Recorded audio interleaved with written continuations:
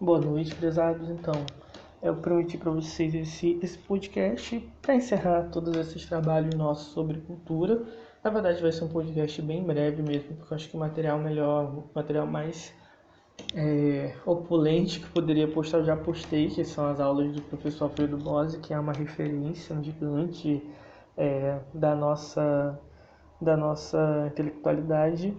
E assim, eu revisitei o tema da cultura porque acho que sempre é importante voltar e quando a gente fala de colônia é um ensejo muito bom para a gente falar de cultura brasileira e eu acho que eu posso concluir dessas discussões e cada um de vocês pode tirar suas próprias conclusões aqui.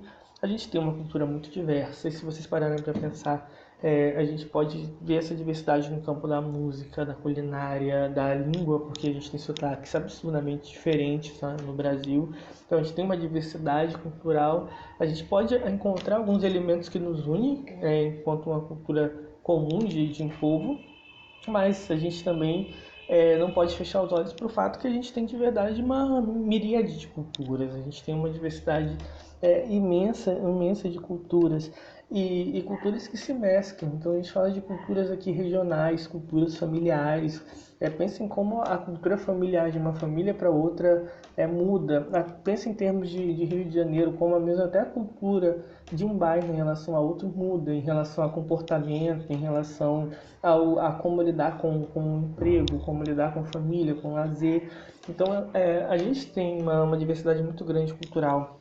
E essa diversidade ela transpassa elementos que são históricos da nossa formação, dos povos dos quais a gente descende, que também fazem com que haja uma diferença, que tem relação muitas vezes com o lidar com o ambiente, com o clima, e tem questões, obviamente, também sociais, porque a cultura também é uma questão que é moldada pela questão do social, pela questão da desigualdade, pela questão do como se adaptar às circunstâncias. Então, a nossa cultura ela é marcadamente caracterizada por todos esses aspectos.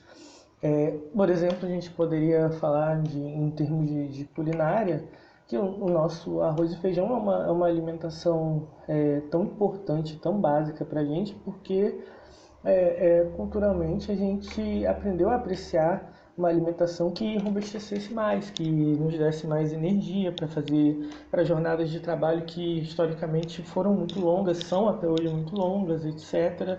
Então a gente acabou privilegiando esses alimentos que pareciam conceder mais energia, pareciam conceder mais disposição mesmo, para que a gente suportasse jornadas de trabalho que são maiores, para que a gente suportasse rotinas que são mais extenuantes. Então, a própria culinária se relaciona com essa questão da cultura, com essa questão da necessidade, com a questão do contexto social, com a questão do trabalho. Então, quando a gente para pensar nisso, isso vai para muitos outros sentidos. Em muitos países, por exemplo, o café da manhã é mais importante que o almoço. Para a gente não é, porque o almoço é aquele momento do dia que a gente recarrega para ganhar força para continuar. Então, isso é um elemento cultural. Isso é muito da nossa cultura brasileira, isso foi muito construído ao longo do tempo. E é importante a gente ter essa noção, sabe? Pensar cultura é pensar o porquê a gente vive como a gente vive, a gente faz o que a gente faz. E é sempre importante revisitar essa discussão em termos de cultura brasileira, em termos da nossa cultura familiar, da nossa cultura local mesmo. É sempre importante revisitar isso porque a gente sempre acaba encontrando coisas interessantes. E assim, esse é o áudio, é um áudio realmente bem curto. Eu acho que assim, eu não tenho muito a acrescentar às aulas do professor Boss, e essa é só a minha conclusão, porque tá tudo ali. E eu espero que vocês estejam bem. Convido vocês a convidarem suas impressões.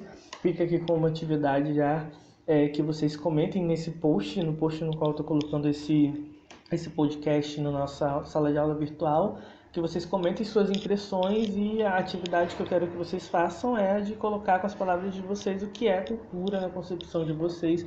Dar um exemplo de um elemento cotidiano de vocês que vocês identificam enquanto elemento cultural, seja lá por que for.